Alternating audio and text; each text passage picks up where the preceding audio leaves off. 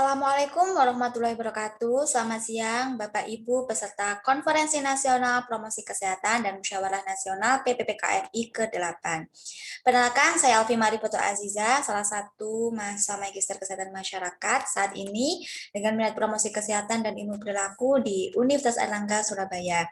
Baik, pada kesempatan yang cukup berbahagia ini, saya ingin menyampaikan hasil penelitian saya yang saya lakukan pada tahun 2018 dengan judul Analisa Kebutuhan Self-Help Group sebagai upaya mengurangi perilaku merokok di kalangan mahasiswa Fakultas Kesehatan Masyarakat Universitas Ahmad Dahlan Yogyakarta. Seperti yang kita ketahui bersama, berdasarkan data dari GYTS yang dilakukan oleh WHO pada tahun 2014, itu menyebutkan kalau Indonesia merupakan salah satu negara dengan angka perokok remajanya itu tertinggi di dunia. Usia pertama kali mencoba merokok di Indonesia berdasarkan jenis kelamin laki-laki itu antara usia 12 sampai 13 tahun, sedangkan pada perempuan itu berkisar usia 14 sampai 15 tahun.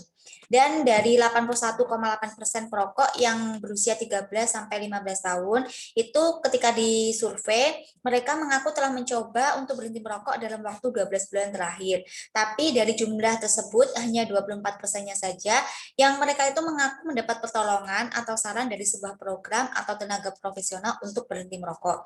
Dan selebihnya itu mereka mengaku belum sama sekali mendapat pertolongan atau saran dari sebuah program atau tenaga profesional untuk bagaimana sih caranya berhenti merokok.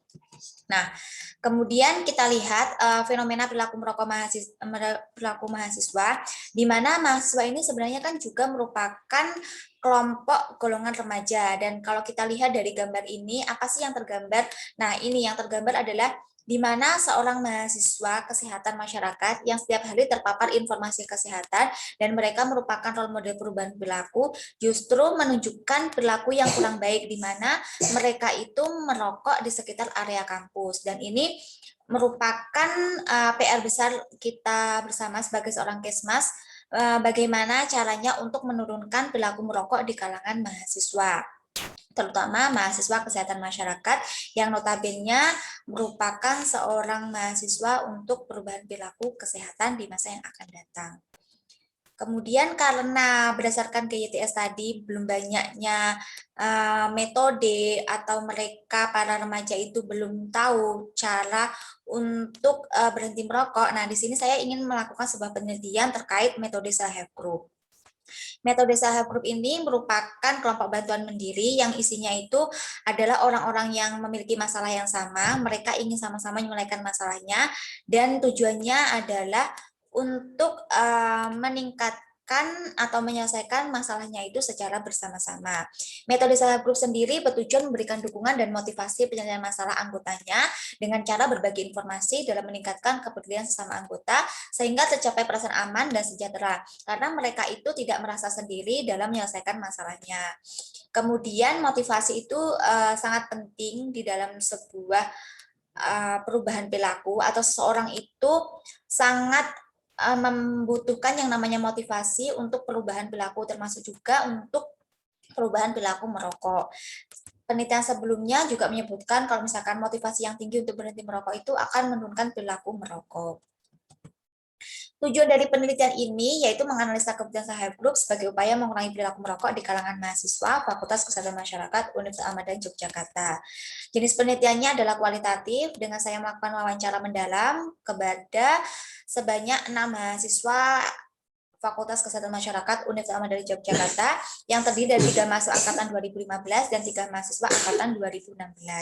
Hasil penelitian menunjukkan kalau misalkan angkatan 2016 itu menyebutkan kalau mereka itu membutuhkan self-help group karena metode ini dapat dijadikan sebagai salah satu metode yang akan membawa perubahan perilaku bagi masalah kesehatan masyarakat agar berhenti merokok. Jadi menurut mahasiswa angkatan 2016 itu baik bagi dirinya sendiri maupun teman-temannya sesama Fakultas Kesehatan Masyarakat itu butuh yang namanya self-help group. Kemudian menurut mereka self-help group ini dapat membantu mereka untuk berhenti merokok seperti yang disampaikan oleh narasumber 1 angkatan 2016 yang menyebutkan kalau perlu banget lah, apalagi soalnya NFKM juga, namanya juga anak kesehatan. Alasannya itu Mbak, karena mahasiswa itu memang membutuhkan itu apa self-help group untuk ada perubahan Mbak, untuk berhenti merokok, jangan seterusnya untuk merokok. Terus kita kan anak FKM, jadi butuh yang namanya dukungan untuk berhenti merokok seperti yang ada di dalam self-help group. Nah, tetapi berbeda halnya dengan angkatan 2016 yang 2015 yang mereka itu sama sekali menyebutkan kalau mereka itu tidak butuh. Pokoknya kalau misalkan mau berhenti merokok itu harus datang dari diri mereka sendiri. Nah, meskipun demikian, walaupun angkatan 2015 itu menolak kalau misalkan self-help group itu tidak penting bagi dirinya sendiri, tapi bagi orang lain itu penting. Terbukti dari saat saya mewawancarai bagaimana sih self-help group itu bagi Fakultas Kesehatan Masyarakat. Nah, mereka itu menyebutkan kalau misalkan ada didirikan self-help group di lingkungan kampus, itu harus mencakup seluruh dukungan sosial. Nah, baik angkatan 2015 atau 2016 itu sangat mendukung yang namanya adanya self-help group untuk menurunkan perilaku merokok di kalangan mahasiswa, di kalangan kampus.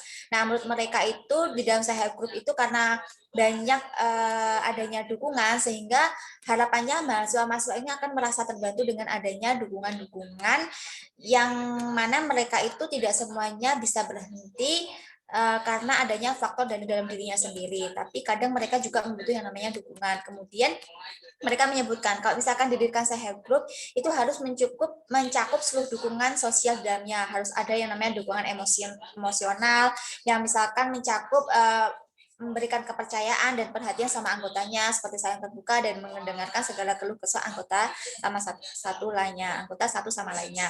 Kemudian mereka juga menyebutkan kalau dalam self-help group itu harus ada namanya dukungan informasi berupa nasihat dan masukan-masukan positif. Selain itu juga mereka berharap adanya dukungan instrumental dengan tersedianya sarana prasarana, tempat atau wadah bagi mereka itu berkumpul untuk mengadakan diskusi, untuk mereka itu mengadakan sosialisasi, untuk menyampaikan informasi, kemudian juga menyampaikan progres sejauh mana penyelesaian atau progres mereka, cara mereka untuk berhenti merokok selama ini. Jadi ada wadah mereka untuk saling sharing satu sama lainnya dan saling menguatkan di mana ini sebagai titik kumpul mereka dalam mengadakan self-help group.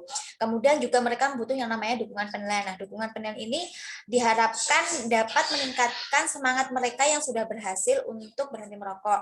Nah, dukungan penilaian ini adalah segala bentuk penghargaan positif bagi mereka yang sudah berhasil berhenti merokok. Bisa diberi uang, bisa diberikan barang ataupun dana untuk liburan sehingga mereka yang sudah berhasil berhenti merokok itu merasa wah usaha mereka selama ini untuk berhenti merokok itu dihargai dan akhirnya mereka akan terus mempertahankan semangat mereka untuk tidak merokok. Sekian presentasi dari saya. Mohon maaf apabila terdapat kesalahan. Salam sehat selalu buat kita semua. Saya akhiri. Wassalamualaikum warahmatullahi wabarakatuh.